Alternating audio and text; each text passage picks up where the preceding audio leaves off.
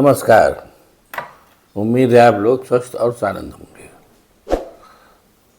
भारतीय इतिहास बहुत पुराना है और करीब 2500 साल का तो लिखित इतिहास है, और उसके पहले जो इतिहास नहीं लिखा गया, केवल वो पुराणों में, जनश्रुतियों में और इन सब तरीके के रूप में जीवित है, उसको अलग से जोड़िए। और इतिहास के जितने भी कालखंड हुए हैं उनकी अपनी एक खासियतें रही हैं।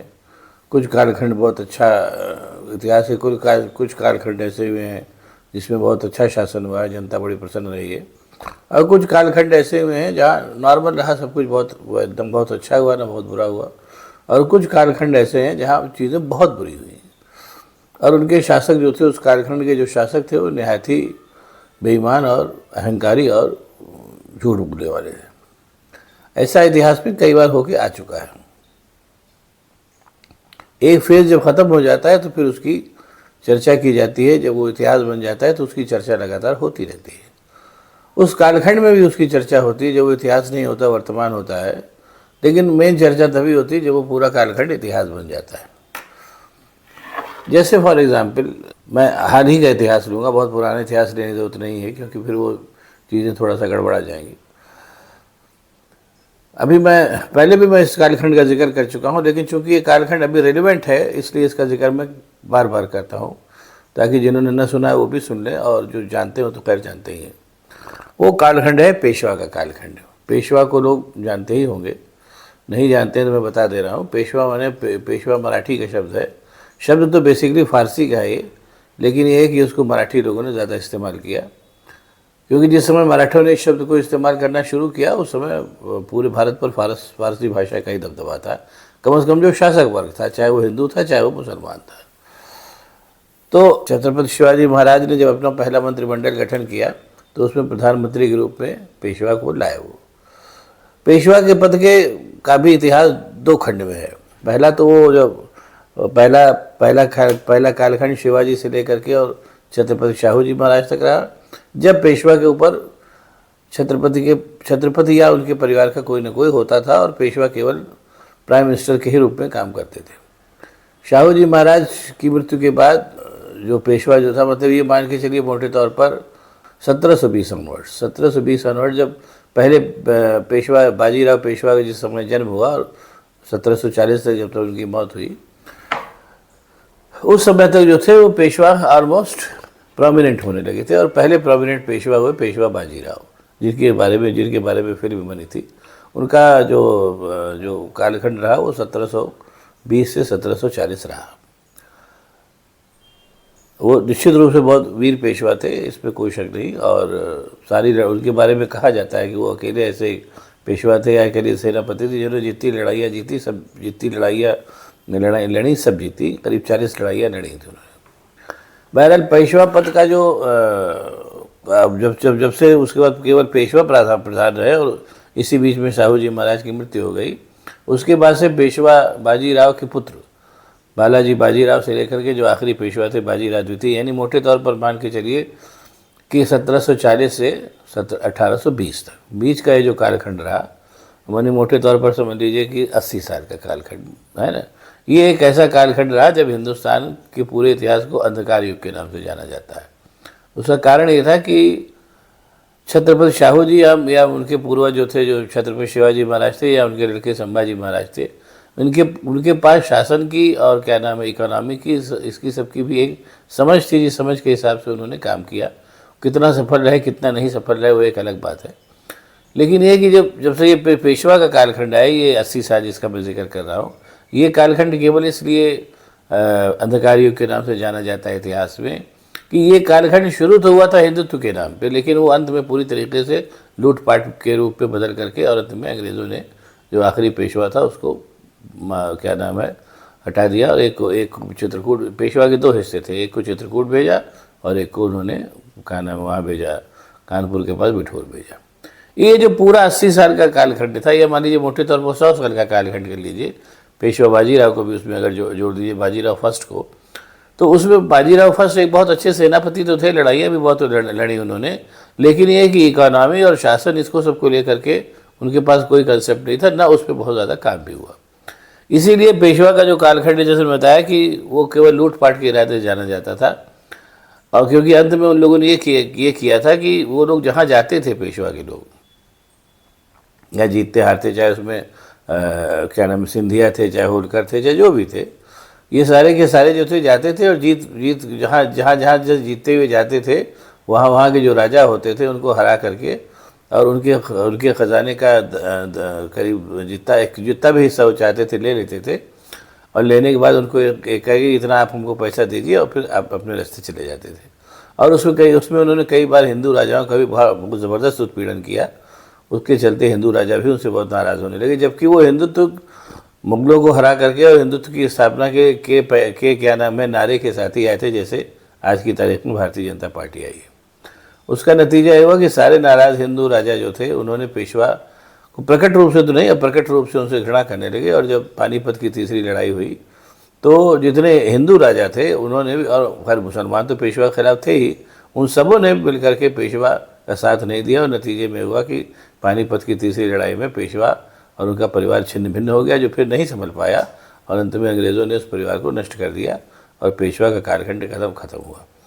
पूरे इतिहास में कभी भी आप लीजिए उठा करके, तो पेशवा का कालखंड जो है पूरी तरीके से लूटपाट और अराजकता के लिए जाना जाता है, जिसमें कि नाम तो लिया गया फिर से हिंदू राष्ट्र की स्थापना का, लेकिन ऐसा कुछ नहीं हो पाया। वो पूरा का पूरा कालखंड जो था लूटपाट और अराजकता के भेंट चढ़ गया। उसके पीछे कारण केवल एक था कि वो मतलब वो पेशवा का जो दूसरा कालखंड था, मतलब मैंने बताया, वो इस मतलब उसका मेन मकसद ही यही था कि लूटपाट और अराजकता फैलाना, क्योंकि उनके पास कोई कंसेप्ट था ही नहीं कि हिंदुस्तान की अगर हमारे हाथ में सत्ता आ गई तो उसकी व्यवस्था कैसे करेंगे। ये कुल मिला के वो कहानी रही। आप लोग गूगल में और वैसे इतिहास की किताबों में भी उसको पढ़ के सर्च कर सकते हैं। बहरहाल उसके बाद फिर अंग्रेज़ आए। अंग्रेज़ों का भी ये था कि अंग्रेज़ जो थे उनका वो अच्छा था या बुरा था उस पर फिर कभी चर्चा होगी, लेकिन ये कि उनके पास एक कंसेप्ट था कि हिंदुस्तान का शासन में कैसे चलाना है। उस शासन में मुख्य मकसद उनका हिंदुस्तान को लूट करके अपने देश को भरना था, लेकिन साथ ही साथ उन्होंने हिंदुस्तान की भलाई के लिए भी काफ़ी काम किए। वो एक अलग बात है कि उस भलाई के पीछे मुख्य उद्देश्य अपनी भलाई करना था, जैसे फॉर एग्जाम्पल रेल की पटरियाँ बिछाना। लेकिन एक ही रेल की पटरियाँ बिछाने की शुरुआत केवल इसलिए की गई कि सुदूर जगहों से माल को जो है मुंबई और कलकत्ता तक पहुँचाना था। लेकिन बहरहाल जो भी था, उनके इन कामों से भी हिंदुस्तान की जनता का बहुत सी जगह से भला हुआ। और आप लोगों को याद होगा, आप लोग अभी दादा जिंदा होंगे, आप उनसे पूछ सकते हैं कि अंग्रेज़ों के बारे में जो उनकी जो शांति व्यवस्था थी वो बहुत शानदार थी। गाँवों में लोग बताते हैं कि अभी भी जो और बुजुर्ग लोग हैं कि गाँवों में एक कांस्टेबल पहुंच जाता था तो एकदम शांति छा जाती थी। और आज की तारीख में स्थिति है कि चारों तरफ से लूटपाट सब मची हुई है। आप थाने में रिपोर्ट दर्ज कराने जाइए तो रिपोर्ट ही नहीं दर्ज करेगा, वो तो एक अलग बात है। और ख़ासतौर से योगी जी के राज में, जो कि योगी जी भी हिंदुत्व के बहुत इस समय बड़े प्रखर प्रहरी हैं, लेकिन आप उनके राज में जाइए थानों वानों में रिपोर्ट दर्ज कराने, कहीं कुछ नहीं होता। बहरहाल ये तो एक चर्चा चली, इसलिए मैं बता रहा हूँ। फिर आए अंग्रेज़, और अंग्रेज़ों ने अपने हिसाब से काम किया, और अपने हिसाब से काम करके भले ही अपने हिसाब में अपने ही स्वार्थ में सही, लेकिन अच्छा खासा शासन चला करके और हिंदुस्तान को बहुत कुछ गर्व करने की भी चीज़ें दे करके वो चले गए। उन्हीं अंग्रेज़ों के शासनकाल में कई शक्तियाँ उदित हुई जिन्होंने भारतवर्ष को अंग्रेज़ों से जब हटाएंगे, अंग्रेज़ जब जाएंगे तो उसमें हम कैसे क्या क्या करेंगे, इस पे काम करना शुरू किया। 3 शक्तियाँ उसमें से प्रमुख थी। एक आपके क्या नाम कांग्रेस, और दूसरे आपके राष्ट्रीय स्वयंसेवक संघ, और तीसरा जो वो लोग थे जो शक्ति के बल पर सत्ता चाहते थे, क्रांतिकारी उनको आप कह सकते हैं। ये था। आज बात चूँकि भाजपा की चल रही है, इस वजह से आप आज केवल राष्ट्रीय स्वयंसेवक संघ की बात की जाएगी। राष्ट्रीय स्वयंसेवक संघ ने अपना चीज़ों को ऑर्गेनाइज करना शुरू किया। 1925 में ये बना, और उनका जो मुख्य उद्देश्य था, जिसको कहने से उन्होंने जानबूझ करके छुपाया, वो ये था कि हमको भारतवर्ष को पुराने तरीके पे ले जाना है, जैसे पहले हुआ करता था कि कुछ प्रोमिनेंट जातियां जो है वो शिखर पर बैठेंगी और बाकी सब उनके लिए काम करेंगे। इस कंसेप्ट के साथ उन्होंने अपनी संरचना शुरू की, और अच्छी खासी तादाद में वो सफल भी हुए। अंग्रेज़ों के साथ उन्होंने लगातार मेल मिलाप के साथ चले, क्योंकि शासन अंग्रेज़ों का ही था, और उनकी गतिविधियां बिना किसी दिक्कत के चल सके, इसके लिए ज़रूरी था कि शासक वर्ग का हाथ उनके ऊपर रहे। शासक चूँकि अंग्रेज़ थे, इसलिए वो अंग्रेज़ों के लगातार पिट्ठू बने रहे। इसीलिए स्वतंत्रता संग्राम में आपको राष्ट्रीय स्वयंसेवक संघ की कोई भूमिका कहीं से नहीं मिलेगी। नंबर 2, राष्ट्रीय स्वयंसेवक संघ जो है उसका कोई भी आर्थिक और क्या नाम है शासन, मतलब कैसे शासन करेंगे, क्या उसकी अर्थनीति होगी, शासन का क्या व्यवस्था होगी, तानाशाही होगी या क्या नाम है लोकतंत्र होगा, इसको लेकर के भी उनके पास कोई कंसेप्ट नहीं था। उनका कुल कंसेप्ट था कि क्या नाम है हिंदू मुसलमान करना और ये मामला करना कि मुसलमान हिंदुस्तान से चले जाएं। हालांकि अब मैं आज की तारीख में कह रहा हूँ कि राष्ट्रीय स्वयंसेवक संघ के चाहे मुसलमान हिंदुस्तान से कभी नहीं जाएंगे, नए मुसलमानों को हटाने की इनकी हैसियत है, लेकिन बहरहाल विचारधारा है तो बता रहा हूँ। इसके साथ राष्ट्रीय स्वयंसेवक संघ जो था वो भी काम करता रहा और भारतीय लोकतंत्र में क्या नाम है उसने भाजपा के रूप में अपना एक एजेंट स्थापित किया। किसी भी शासन की कोई भी राजनीतिक दल तभी तेजी से तरक्की करेगा जब उसके पास एक कंसेप्ट होगा, चाहे वो शासन का कंसेप्ट हो चाहे वो इकोनॉमी का कंसेप्ट हो। चूँकि ये दोनों ही कंसेप्ट राष्ट्रीय स्वयंसेवक संघ और भाजपा के पास नहीं थे, इसलिए इनका जो क्या नाम है जो इनका उत्थान था बहुत धीमे धीमे रहा, बहुत धीमे धीमे रहा। अपने 100 साल के काल में कुल 2 बार पावर में आया इंडिपेंडेंट रूप से। पहली बार अटल बिहारी के रूप में आया जिसमें तमाम लोगों का इनके पास वो लगा हुआ था, कंधा लगा था, और दूसरी बार इंडिपेंडेंट रूप से आपके नरेंद्र मोदी के रूप में आए। नरेंद्र मोदी के शासनकाल तक आते आते एक दुनिया के इतिहास में एक बहुत बड़ी बात हो चुकी थी। मैंने पहले भी कई बार कहा है, इस बात को मैं बीच बीच में बार बार इसलिए बताता हूँ कि लोगों के दिमाग में ये बात रहे।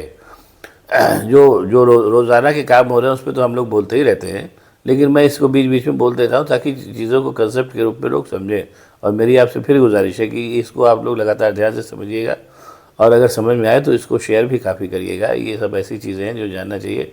और हम लोगों की एक कमी है, हम भारतीयों की कमी है कि हम लोगों के पास इतिहास ज्ञान थोड़ा कम है, लेकिन बहरहाल कोई बात नहीं।